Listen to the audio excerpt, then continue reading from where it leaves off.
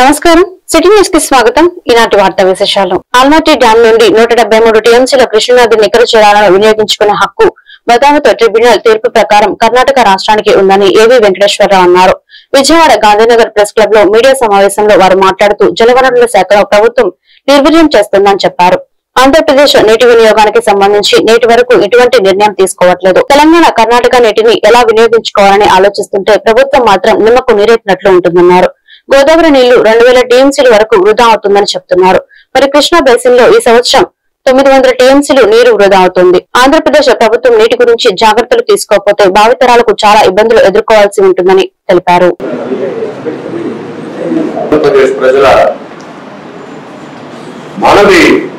భారతదేశం ఒక సమాఖ్య వ్యవస్థ అంటే కేంద్ర ప్రభుత్వం ఒక పక్కన, రాష్ట్ర ప్రభుత్వాలు ఒక పక్కన ఉంటాయి.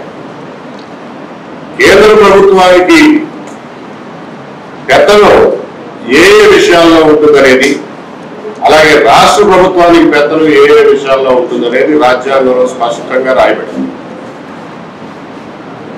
ఒకరి పనులు ఒకరు జోక్యం చేసుకోకూడదని కూడా రాజ్యాంగంలో రాయబడింది.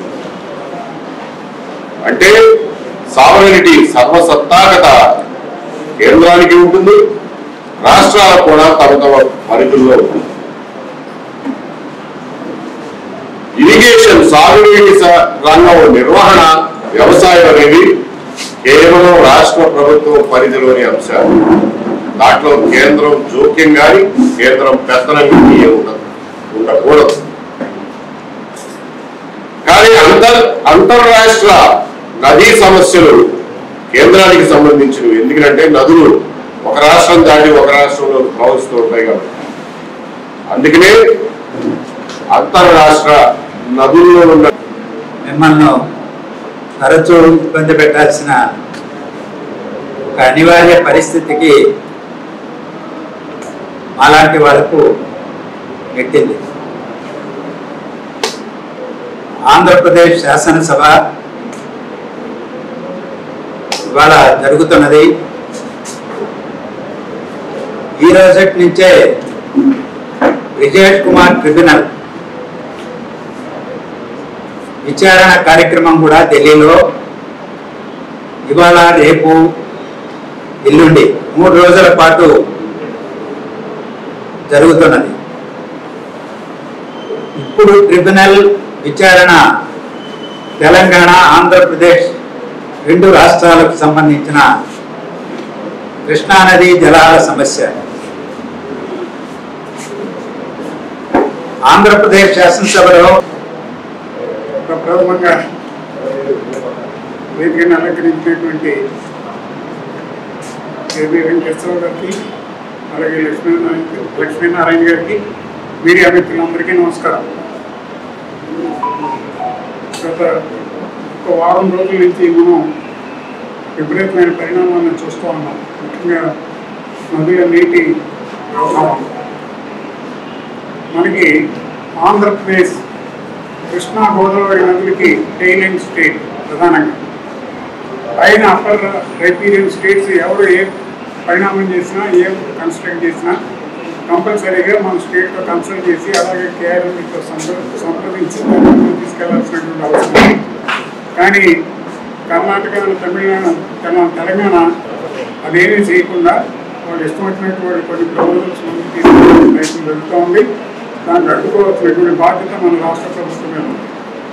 ఇంద్రకీలాద్రి అమ్మవారిని ఉప ముఖ్యమంత్రి పవన్ కళ్యాణ్ నాదెండ్ల మనోహర్ దర్శించుకున్నారు. ఉప ముఖ్యమంత్రి పవన్ కళ్యాణ్ రిసీవ్ చేసుకున్న దేవాదాయ శాఖ మంత్రి ఆనం రామనారాయణ రెడ్డి పవన్ కళ్యాణ్ కు పూర్ణకుంభ స్వాగతం పలికిన ఆలయ అర్చకులు.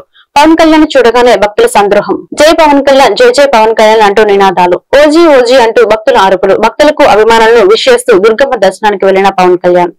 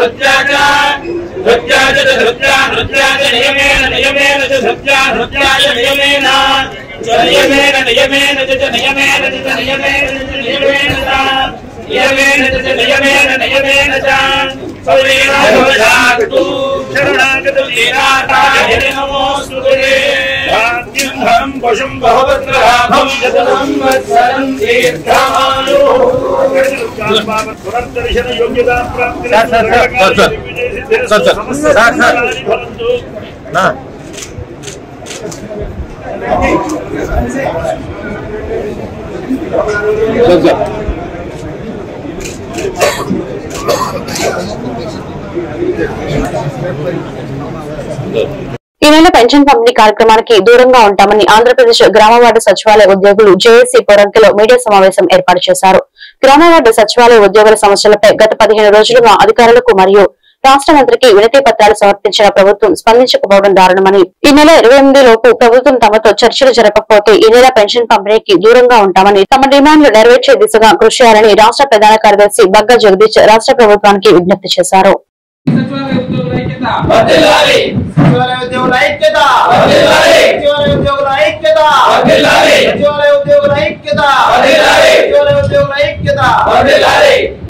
నా పేరు బగ్గా జగదీష్ బాబు. నేను గ్రామ వార్డు సచివాలయ ఉద్యోగుల ఐక్య కార్యాచరణ కమిటీ రాష్ట్ర ప్రధాన కార్యదర్శిగా వ్యవహరిస్తున్నాను. ఏదైతే రాష్ట్రంలో ఉన్నటువంటి గ్రామ వార్డు సచివాలయ శాఖల్లో 19 శాఖల్ని కలుపుకొని ఆగస్టు 12వ తేదీన విజయవాడ వేదికగా ఒక రాష్ట్ర ఐక్య కార్యాచరణ కమిటీని మేము నియమించుకున్నాము. ఆ రాష్ట్ర ఐక్య కార్యాచరణ కమిటీ పక్షాన మాకేదైతే దీర్ఘకాలిక ఆర్థిక సమస్యలు కానీ ఆర్థికేతర సమస్యలు కానీ, ఆర్థిక సమస్యలు తీసుకుంటే ఏదైతే ప్రొబేషన్ పీరియడ్ లో ఇవ్వాల్సినటువంటి 2 మోషనల్ ఇంక్రిమెంట్లు, అదే విధంగా ఒక ఉద్యోగి 6 సంవత్సరాల కాలంలో ఒకే క్యాడర్ లో పనిచేస్తే రావాల్సినటువంటి ఆటోమేటిక్ అడ్వాన్స్ స్కీమ్ కింద రావాల్సినటువంటి స్పెషల్ గ్రేడ్ ఇంక్రిమెంట్. సో ఆ 2 ఆర్థిక ప్రయోజనాల కోసం, అదే విధంగా ఈ 15 నెలల నుండి గత ప్రభుత్వంలో వాలంటీర్ చేసే విధుల్ని మా గ్రామ వార్డు సచివాలయ ఉద్యోగ వారితో పాటు డోర్ టు డోర్ సర్వేలు ఏవైతే నియమిస్తున్నామో వాటికి అనేక ఆందోళనకు గురవుతున్నటువంటి గ్రామ వార్డు సచివాలయ ఉద్యోగుల కోసం ఒక ఐక్య కార్యాచరణ కమిటీగా ఏర్పడి అంటే ఈ నెల 8వ తేదీన గౌరవ డైరెక్టర్ గారికి, గౌరవ ప్రభుత్వ పెద్దలకి ఒక ఐక్య కార్యాచరణ కమిటీ ఒక నోటీసులను అందించడం జరిగింది. ఆ నోటీసులో మేము ప్రధానంగా మాకున్నటువంటి ఈ ఆర్థిక సమస్యలు గాని ఆర్థికేతర సమస్యలు గాని పరిష్కరించిన పక్షంలో మేము ఒక ఐక్య కార్యాచరణతో ముందుకెళ్లి అవసరమైతే సమ్మెకు కూడా వెనకాడబోమని చెప్పి తెలియజేశాం. నోటీస్ ఇచ్చి దాదాపు 15 రోజులు గడుస్తున్న ప్రభుత్వ పెద్దల నుంచి ఇంతవరకు మా ఐక్య కార్యాచరణ కమిటీకి ఎటువంటి చర్చలకు పిలవకుండా అనవసరంగా కాలయాపన చేస్తున్నారు. మేము ఆల్రెడీ నోటీసులో చెప్పి ఉన్నాం, మీరు కనుక చర్చలకు పిలవని పక్షంలో మేము అవసరమైతే మీరు ఏదైతే అక్టోబర్ 1వ తేదీన పెన్షన్ పంపిణీకి అసోసియేట్ చైర్మన్ గా వ్యవహరిస్తున్నాను. గ్రామ వార్డు సచివాలయాల్లో ప్రధాన భాగమైనటువంటి వార్డు సచివాలయ ఉద్యోగులకు ఈ రోజు వరకు ఇటువంటి ప్రమోషనల్ ఛానల్ కానీ సర్వీస్ రూల్స్ అమెండ్మెంట్ కానీ చేసి ఉండలేదు. గౌరవ మంత్రివర్యులకు కానీ సిడిఎంఏ గారికి కానీ director of power and country planning వారికి కానీ వివిధ రూపాల మా ఐక్య కార్యాచరణ కమిటీ పక్షాన వివిధ నోటీసులు ఇవ్వడం జరిగింది. మాకు ప్రమోషన్ ఛానల్ మీద మరియు సర్వీస్ రూల్స్ అమెండ్మెంట్ మీద ఒక స్పష్టత ఇవ్వాలని చెప్పి గౌరవ మంత్రివర్గం కోరడండి. కానీ ఈ రోజు వరకు ఎటువంటి స్పందన కానీ ఎటువంటి రూపాన జవాబు కానీ రాని పక్షాన మా ఐక్య కార్యాచరణ కమిటీ పక్షాన ఎటువంటి మా భూములను చట్ట వ్యతిరేకంగా ప్రభుత్వం స్వాధీనం పరుచుకొని తనకు తీవ్ర అన్యాయం చేసిందని కృష్ణా జిల్లా పాపలపాడు మండలం మల్లవల్లి గ్రామం రైతులు ఆవేదన వ్యక్తం చేస్తున్నారు. పార్టీ వీక్షితులోని భూములను స్వాధీనపరుచుకున్నారని చెప్పారు. తమకు జరిగిన నష్టాన్ని ప్రభుత్వం గుర్తించి నష్టపరిహారం చెల్లించాలని డిమాండ్ చేశారు. గాంధీనగర్ లో ప్రెస్ క్లబ్ లో కృష్ణా జిల్లా బాపులపాడు మండలం మల్లవల్లి గ్రామం సమావేశం నిర్వహించారు. 2018 టీడీపీ ప్రభుత్వం ఏపీఐఐసీకి భూములను జియోద్వారం కేటాయించారు. కేటాయించిన భూమిలో నాకు చెందిన 150 ఎకరాల భూమిని నష్టపరిహారం చెల్లించాలని నష్టపోయిన మల్లపల్లి రైతులు చెప్పారు.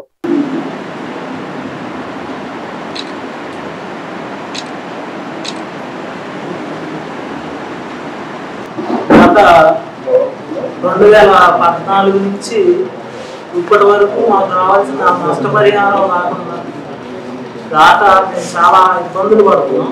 అనేక సార్లు చాలా మంది దగ్గరికి, ప్రతి అధికారి దగ్గరికి, ప్రతి నాయకుడి దగ్గరికి తిరుగుతూనే ఉన్నాం. కానీ మా సమస్యను ఎవరూ పట్టించుకోవట్లేదు. 2016 నుంచి 2020 వరకు ఏ విధమైన ఇది చేయకుండా వదిలేసింది అప్పటి గవర్నమెంట్. తర్వాత గవర్నమెంట్ లో ప్రతి నాయకుడి దగ్గరికి తిరిగామండి. ఒక్కొక్క నాయకుడి దగ్గరికి 15-20 సార్లు తిరిగాం. చివరికి వచ్చేసరికి 2023లో మేము బాగా పర్లేక మా ఊళ్ళో మేము 120 రోజులు ధర్నా కూర్చుంటే ఆ గవర్నమెంట్ మమ్మల్ని 120 రోజుల తర్వాత 144 సెక్షన్ పెట్టి అటెంప్ట్ మర్డర్ కేసులు పెట్టి మనం 5 మంది రైతుల్ని అటెంప్ట్ మర్డర్ కేసులు పెట్టి 14 రోజులు రిమాండ్ లో వేసి జైల్లో ఉంచింది. మిగిలిన 30-40 మంది రైతుల మీద ఒక్కొక్కరు 40 మంది 30 మంది చేర్చి 4-5 కేసులు బనాయించి మమ్మల్ని అక్కడి నుంచి లేపేసి నానా చిత్రహింసలు పెట్టింది ఆ గవర్నమెంట్ జరిగిపోయింది. ఆ సమయంలో మేము పవన్ కళ్యాణ్ గారి దగ్గరికి వెళ్ళాం. వారాహి యాత్రలో ఏలూరులో ఆయన కలుసుకున్నాం. నల్లవల్లి భూముల్లో నష్టపరిహారం అందనటువంటి అధికారులు అంతా కూడా ఇక్కడ చేరాం. 2016 నుంచి ఈ ఉద్యమం కొనసాగుతోంది.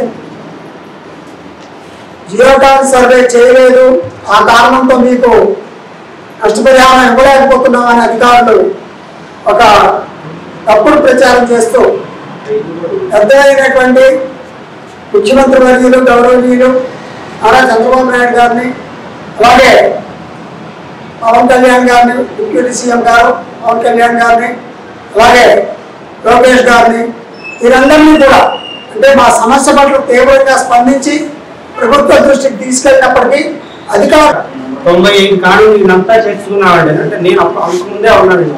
ఈ రైతులు మొత్తం 95 కాళ్ళు నాకు తెలిసిన రైతులండి. ఇందులో ఒక్క ఫేక్ రైతు కానీ ఒక్క అబద్ధం రైతు ఎవరో లేరు. అందులో ఇక్కడ ఉన్న వాళ్ళు అందరూ జెన్యున్ పర్సెంటేజ్ అండి. అందులో ఫస్ట్ జియోకాన్ సర్వే చేసినప్పుడు 2016లో నేను ఇండస్ట్రీ కార్యాలయాలకు భూములు ఇచ్చేటప్పుడు ప్రతి మన నారా చంద్రబాబు నాయుడు గారు ఉన్న 1400 ఎకరాలకి జియోకాన్ సర్వే చేసి డబ్బులు ఇమ్మని అప్పుడు ఎమ్మెల్యే వంశీ గారు ఈ బాధ్యత అప్పచెప్పారు. అప్పుడు ఎమ్మెల్యే వంశీ గారు ఆ బాధ్యత తీసుకొని జియోకాన్ సర్వే గారు జియోకాన్ చేయించి ఏమండి లోకల్ నాన్ లోకల్ రైతులని చెప్పి లోకల్ రైతులు తీసుకొని నాన్ లోకల్ రైతులు అంటే ఇక్కడ మల్లవెల్లి కానివ్వండి, ఏమండి కోనసన్పల్లి కానివ్వండి, మరికొండం కానివ్వండి, పెద్దపల్లి మండలం ఏమండి ఎప్పుడు గ్రామాలు ఉన్నాయి, హనుమాన్ జంక్షన్ కానివ్వండి. గాయత్రీదేవి అలంకారంలో దర్శనమిస్తున్న అమ్మవారిని రాష్ట్ర మంత్రులు వంగలపూడి అనిత, గుమ్మడి సంధ్యారాణి, ఎస్ సవిత, ఎమ్మెల్యేలు పరిటాల సునీత, వేమిరెడ్డి ప్రశాంత్ రెడ్డి, బండారు శ్రావణి, గల్లా మాధవి, ఎమ్మెల్సీ కావలి గ్రీష్మ మంగళవారం దర్శించుకున్నారు. రాష్ట్రం సుభిక్షంగా ఉండాలని, ప్రజలందరికీ అమ్మవారి ఆశీస్సులు ఉండాలని కోరుకున్నట్లు వారు తెలిపారు. మంత్రులు, శాసనసభ్యులకు వేద పండితులు వేదాశీర్వచనం చేయగా ఆలయ ఈవో సీనా నాయక్ అమ్మవారి చిత్రపటం తీర్థ ప్రసాదాలు అందజేశారు.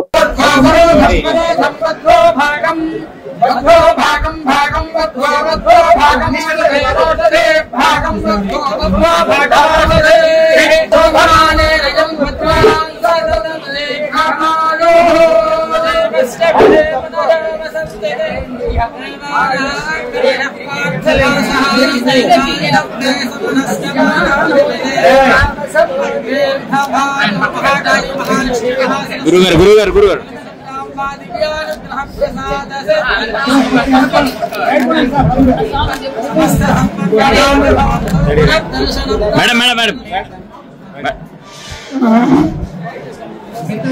మేడం ఒకసారి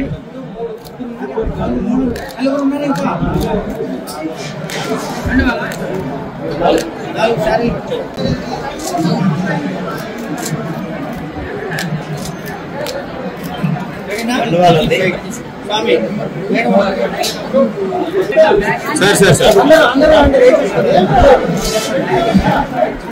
పెట్టుకోండి.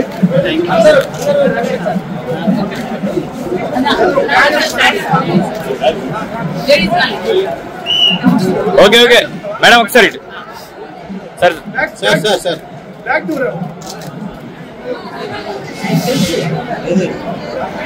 ఎన్టీఆర్ జిల్లా నందిగామ మండలం ప్రభుత్వ పాఠశాలలో పనిచేసే శానిటేషన్ వర్కర్స్ యూనియన్ సమావేశం బి లక్ష్మి అధ్యక్షతన మంగళవారం సిఐటియు కార్యాలయంలో జరిగింది.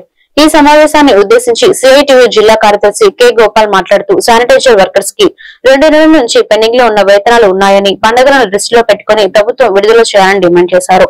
ప్రతి నెల 1వ తారీఖున కార్మికుల అకౌంట్ లో వేతనాలు చెల్లించాలని, పెరిగిన ధరలకు అనుగుణంగా కనీస వేతనాలు 26,000 రూపాయలు ఇవ్వాలని, శానిటేషన్ వర్కర్లను స్కూలులో అదనపు పని చేయిస్తున్నారని, అదనపు పనిభారం తగ్గించాలని చెప్పారు. అదనపు పనులు అనేది ఆపాలి. వాళ్ళు ఏదైతే శానిటైజర్ వర్కర్ దొడ్లు క్లీనింగ్ కానీ లేకపోతే రూమ్స్ చూడటం కానీ ఆ పని మాత్రమే చేయించాలి, అదనపు పని చేయించరాదని చెప్పేసి డిమాండ్ చేస్తా ఉన్నాం. అదనపు పని చేసే సందర్భంలో కొన్ని స్కూళ్ళల్లో కూడా వాళ్ళు చేసేటప్పుడు పురుగు లేకపోతే పాములు కలిసే పరిస్థితి ఉంది.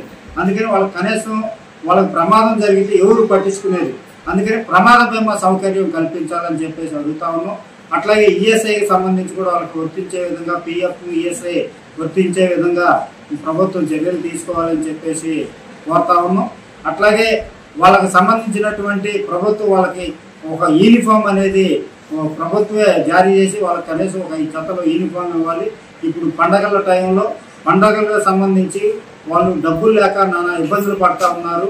6,000 రూపాయలు ఇచ్చేది 6,000 కూడా ప్రతి నెల రాక ఇబ్బంది పడతా ఉన్నారు. కాబట్టి మీరు ప్రతి నెల వేసే విధంగా చర్యలు తీసుకోవాలని, ఆ విధంగా ప్రభుత్వం వీళ్ళ సమస్యలు పరిష్కరించాలని చెప్పేసి రాష్ట్ర ప్రభుత్వాన్ని డిమాండ్ చేస్తా ఉన్నాం. పరిష్కరించకపోతే రాష్ట్ర వ్యాప్తంగా పెద్ద ఎత్తున ఉద్యమం చేపట్టాల్సి వచ్చిందని చెప్పేసి ఈ సందర్భంగా ప్రభుత్వాన్ని డిమాండ్ చేస్తాం.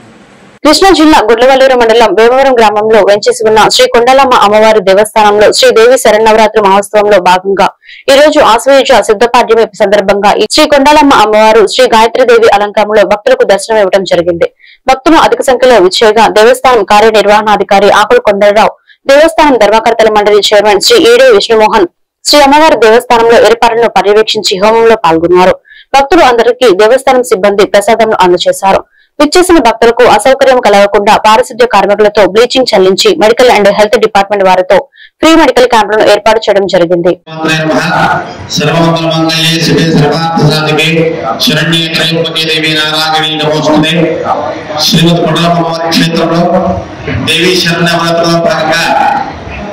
ఈరోజు 2వ రోజు అమ్మవారు గాయత్రి